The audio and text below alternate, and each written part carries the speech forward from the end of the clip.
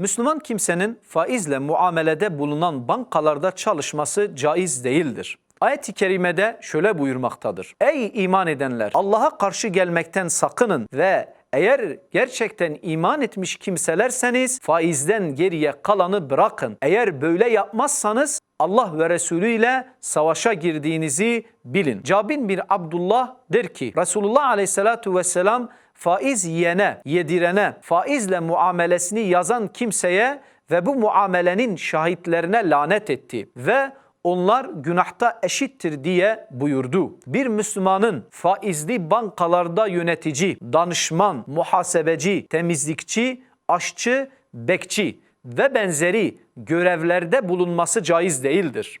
Her kim daha önce bu işe başlamışsa en kısa sürede bırakmalı ve rızkını helal yollardan aramalıdır.